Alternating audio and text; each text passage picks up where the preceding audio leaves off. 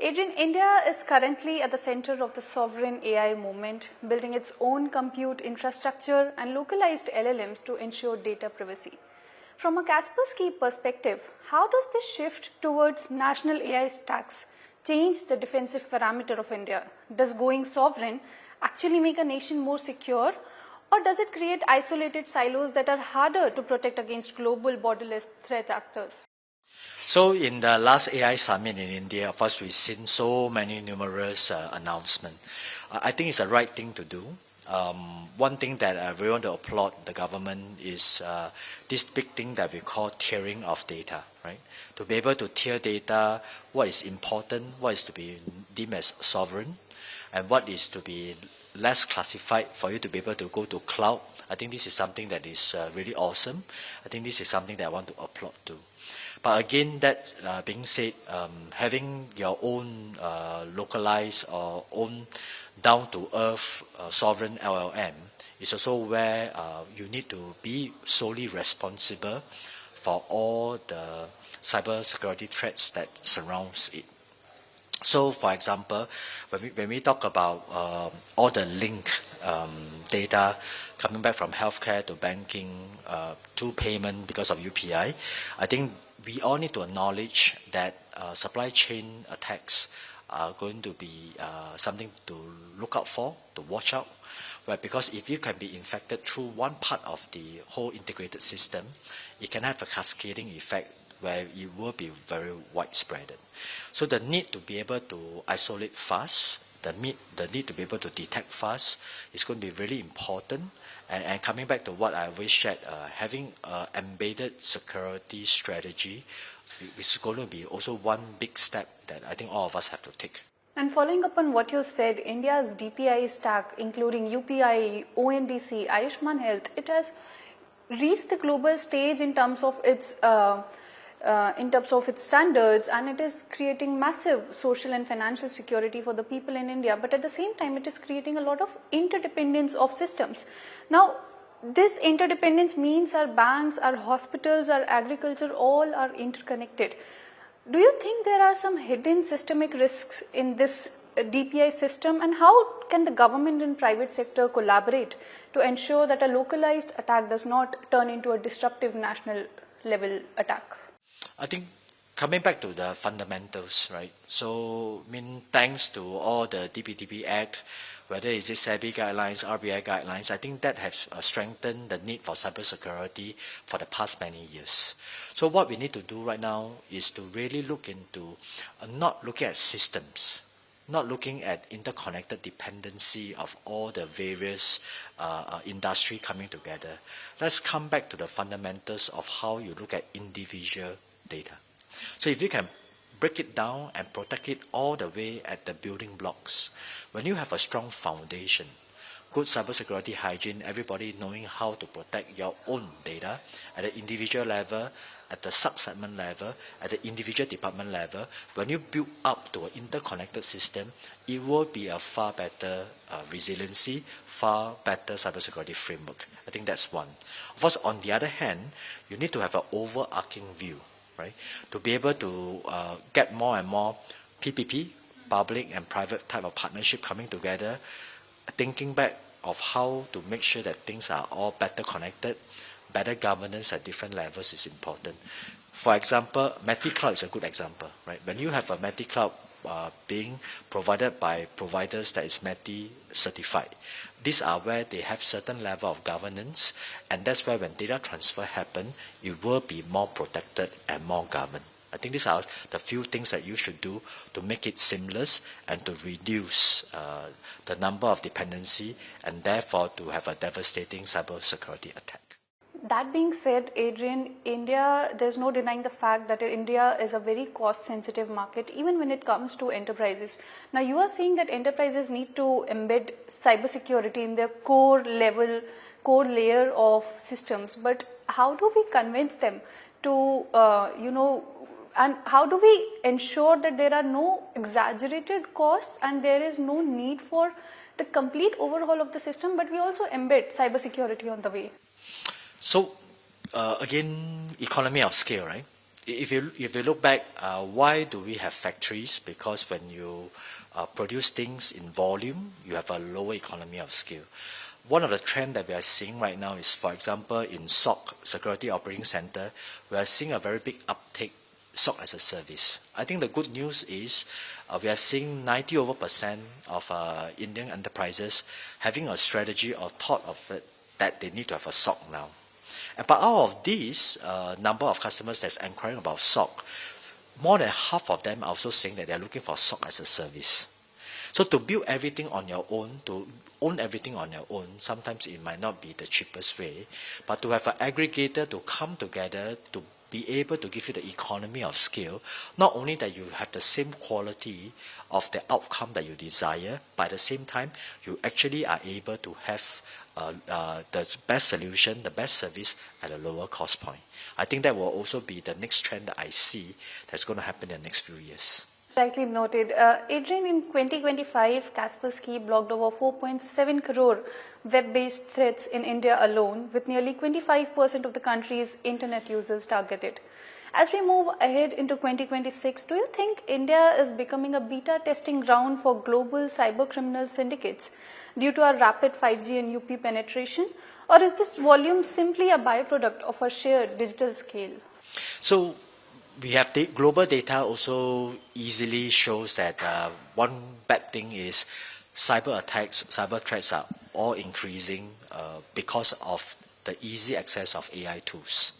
So coming back to deepfake, for example, we all know that if you were to do a deepfake 3-5 years ago, it was expensive, it was time consuming, and you probably need a very big infrastructure to do a deepfake. What I mean is like a fake video image of yourself. But today, if you look at how AI tools are easily available, deepfakes is now rampant and easily obtained or easily created everywhere, and even at a better quality right now. So what I'm sharing here is that I think the data that we have just shared is not very specific to India, right? 1 out of 3 internet users was attacked last year. No matter which country you are from, wherever you are, because our digital footprint today is beyond just onto one single device. Because of the way that we use social media, the way that we have our more and more services digitally, is also increasing the attack surface. So is it going to come down in 2026? Unfortunately, no. I think it's going to get worse. I think it's going to get to a point where we need to use AI to fight AI. And 2026 has also been dubbed the era of agentic AI in cybercrime, where autonomous bots are now acting on their own and they're exfiltrating data faster than any human team can do. Is this industry's reliance on AI-driven defense just a temporary shield, or do you think we are entering an era where human oversight is more a burden and bottleneck than a safeguard? So one, we need to be clear that we can't avoid AI, right? If you don't embrace AI, you are going to be left behind. Maybe I want to introduce this word called harness the power of AI. Right? If you know how to harness the power of AI, you make your decision better, faster. You make a lot of a company to be able to digitally transform better.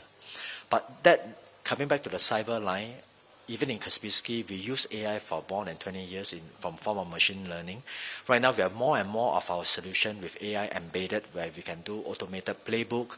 We're able to respond more accurately, better, faster. We're able to sort out data in a better way. I think this way where you're seeing that bad people using AI, good people using AI, bad people using AI, I think this race is going to continue for a while. It's going to be never ending, like you mentioned. The only way I would want to advise the audience, the readers here, is think of what should be shared with AI and what should not be shared with AI. Because always remember this, whatever that you're using the AI tools to generate reports, to generate know-hows, PowerPoint, spreadsheet, I can name on the whole list. This data is also easily available to the bad people. So coming back to what I've just shared earlier, it's really important for you to tier your data. It's really important to see what are the data that is important to you, that you have to keep it sovereign. And probably these are the data that you need to put some governance and say that you cannot upload it to the open AI tools. A lot of turmoil going on in the geopolitical space right now. And in modern geopolitics, the first strike is often digital rather than military today. Given India's strategic geopolitical stance and recent regional tensions, how vulnerable is our critical infrastructure to these state-sponsored cyber war crimes? So for the past 3 to 6 months, I've traveled extensively. I think one thing that is very in common is that every country start to understand the importance of CI, critical infrastructure. Right? So coming back to airports, train system, telecommunication, banking, transport, and so forth, I think everybody start to realize that it is going to be more devastating when CI, critical infrastructures, get penetrated or get affected. So I think that's the good part that I'm seeing, that there's a lot of emphasis right now. Even if you come to the India market, more and more customers are coming to us and talk about OT security and talking to us about OT SOC, right? Because I think the shift of be able to protect both IT and OT resources and therefore be able to protect against any of external threats is of utmost importance. And like I say, the good news is we are seeing India customers, especially in the CI sector, critical infrastructure sector, all coming proactively, talking to us to talk about what we can do to improve the situation. Shifting gears a little bit here, Kaspersky has time and again mentioned that India is a high growth market for the company, and not just a high growth market, it's a strategic engine for your entire APAC business. In 2024, you told us you logged a strong double-digit growth in India. How was 2025 for Kaspersky? So, like I shared, our financial results will be out in a month's time. The teaser I can give to the audience is we are doing even better in 2025. I think the good thing for whether in APAC or is it for us in the company, we are seeing the return on investment. We are going to continue to double down, not only in people, not only in officers, but we are now even thinking of how we can be able to get some consolidated effort regarding marketing, business development engine, cloud services, cloud engine, to be based in India, but not only to serve the India customers, but also to serve customers across the region. So coming back to what I shared a year back, investment have paid off. We are still very confident that this year is going to even be a better year than 25. And I want to thank the India team for doing such a great job. And when you say you are doubling down on people, is there a number or a ballpark that you can give on what kind of hiring you are doing here in India? Because it's an era of a lot of fear around AI-led job losses, and that time you're saying that you're doubling down on people. Give us a little color on that.